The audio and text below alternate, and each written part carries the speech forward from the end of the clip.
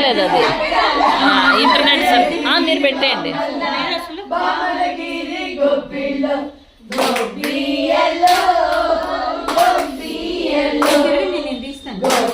మీరు కూడా తిరగండి. నేను